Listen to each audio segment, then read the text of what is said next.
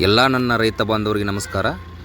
ಇವತ್ತು ನಾವು ವೇಸ್ಟ್ ಡಿಕಾಂಪೋಸರ್ನ ಯಾವ ರೀತಿ ರೆಡಿ ಮಾಡ್ಕೋಬೇಕಂತ ತಿಳ್ಕೊಂಡು, ಅದಕ್ಕಿಂತ ಮುಂಚೆ ವೇಸ್ಟ್ ಡಿಕಾಂಪೋಸರ್ ಅಂದ್ರೆ ಏನಪ್ಪ ಅಂಥೇಳಿ ನಾವೇನು ತಿಳ್ಕೊಂಡು, ಮೊದಲೇನಪ್ಪ ಅಂದ್ರೆ ವೇಸ್ಟ್ ಡಿಕಾಂಪೋಸರನ್ನು ಕಂಡುಹಿಡಿದವ್ರು ಯಾರಪ್ಪ ಅಂದ್ರೆ ಕೃಷ್ಣಚಂದ್ರ ಅನ್ನೋರು ಗಾಜಿಯಾಬಾದ್ ಯೂನಿವರ್ಸಿಟಿಯಿಂದ ಇವ್ರು ಕಂಡುಹಿಡಿದ್ರು. ಸುಮಾರು 2004ರಿಂದ 2015ವರೆಗೆ ಇದನ್ನು ಕಂಡುಹಿಡಿತಾರೆ.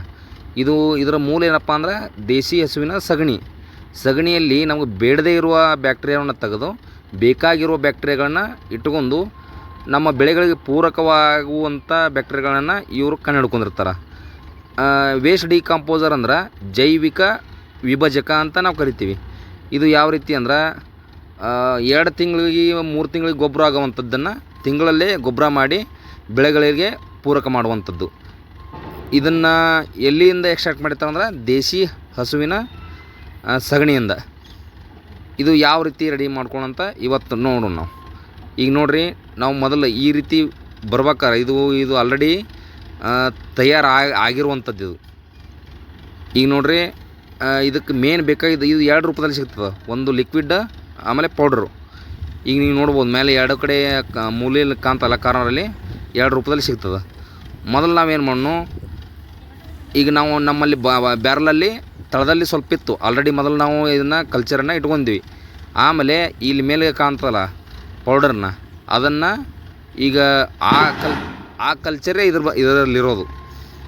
ಆಮೇಲೆ ಏನು ತಳದಲ್ಲಿ ನಮ್ಮಲ್ಲಿ ಕಲ್ಚರ್ ಇತ್ತಲ್ಲ, ಅದಕ್ಕೆ ನಾವು ಮೊದಲು ಇದಕ್ಕೆ ಮೇನ್ ಬೇಕು ಏನಪ್ಪ ಅಂದ್ರೆ ಬೆಲ್ಲ ಒಂದಿದ್ರೆ ಸಾಕು. ಬೆಲ್ಲ ಏನಕ್ಕಪ್ಪ ಅಂದ್ರೆ ಆ ಬ್ಯಾಕ್ಟೀರಿಯಾಗಳಿಗೆ ಆಹಾರ ಅಂದ್ರೆ ಅವು ಯಾವಾಗಲೂ ಕಂಟಿನ್ಯೂಸ್ ಆಗಿ ಆ್ಯಕ್ಟಿವ್ ಇರುವ ಸಂಬಂಧ.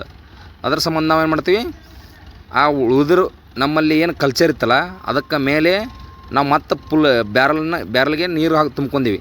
ನೀರು ತುಂಬ್ಕೊಂಡು ಈಗ ನಾವು ಏನು ಮಾಡತ್ತೀವಿ, ಬೆಲ್ಲವನ್ನು ಹಾಕಾಕತ್ತೀವಿ.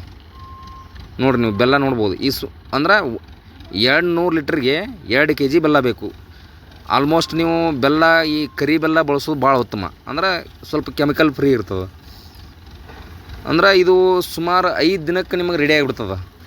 ಇದು ಯಾವ ರೀತಿ ಅಂದ್ರೆ, ನೀವು ಒಂದು ಸಲ ಈ ಥರ ಬೆಲ್ಲ ಹಾಕಿದ ಮ್ಯಾಗ ಡೈಲಿ 2 ಸಲ ಆದರೂ ಮಿನಿಮಮ್ 1 ಸಲ ಆದರೂ ನೀವು ಏನು ಮಾಡಬೇಕು, ಅದನ್ನು ತಿರುಗಿಸ್ತಾ ಇರಬೇಕು. ಅಂದ್ರೆ ಅದು ಆ ಬ್ಯಾಕ್ಟೀರಿಯಾಗಳು ಹುಟ್ಕೊಂಡು ಇನ್ನಿಟ್ಟು ನಮಗೆ ಜಲ್ದಿ ಡಿಕಾಂಪೋಸರ್ ನಮಗೆ ರೆಡಿ ಆಗೋಕ್ಕೆ ಅನುಕೂಲ ಆಗುತ್ತೆ.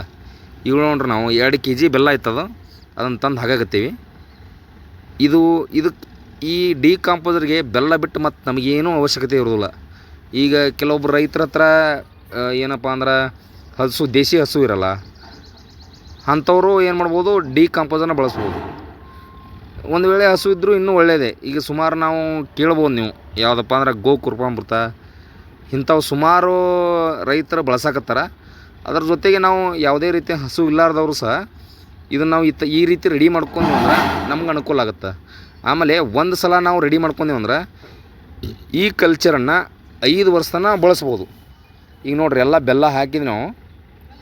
ಹಾಕಿದ ಮ್ಯಾಗ ಈಗ ಅದನ್ನು ಯಾವಾಗಲೂ ಕ್ಲಾಕ್ ವೈಸ್ ಡೈರೆಕ್ಷನಲ್ಲಿ ತಿರುಗಿಸ್ಬೇಕು ಅದನ್ನು. ಈಗ ನೋಡಿರಿ, ನಾವೇನು ಮಾಡ್ಬಿಟ್ಟಿವಿ, ಒಂದು ಪ್ಲಾಸ್ಟಿಕ್ ಪೈಪ್ ಅದರ ಸಂಬಂಧ ಒಂದು ಇಟ್ಕೊಂಡ್ಬಿಟ್ಟಿವಿ. ಆ ಪೈಪಿಂದ ನಾವು ಏನು ಮಾಡ್ತೀವಿ, ಬೆಲ್ಲ ಹಾಕೀವಿ, ರೊಟೇಷನ್ ಮಾಡಾಕತ್ತೀವಿ. ಈ ಥರ ನಾವು ಡೈಲಿ 2 ಸಲ ಮಾಡಿದ್ರೆ ಉತ್ತಮ. 1 ಸಲ ಮಾಡಿದರೆ ಇನ್ನೂ ನಮಗೆ ಅದು ಜಲ್ದಿ ಕಲ್ಚರ್ ರೆಡಿ ಆಗಕ್ಕೆ ನಮಗೆ ಅನುಕೂಲ ಆಗುತ್ತೆ.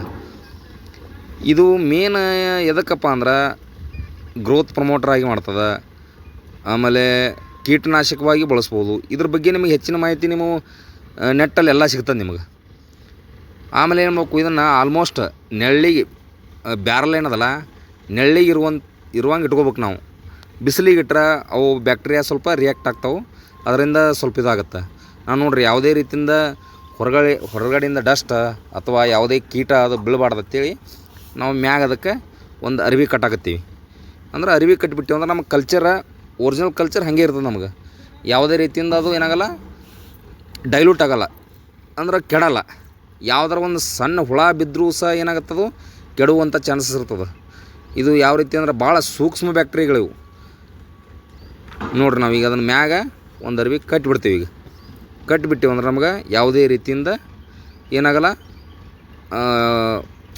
ಹೊರಗಿನ ಯಾವುದೇ ಡಸ್ಟ್ ಆಯ್ತು, ಧೂಳಾಯ್ತು, ಅಥವಾ ಈ ಕೀಟಗಳು ಬರ್ತಿರ್ತಾವೆ, ಬಂದು ಬೀಳ್ತಿರ್ತಾವೆ.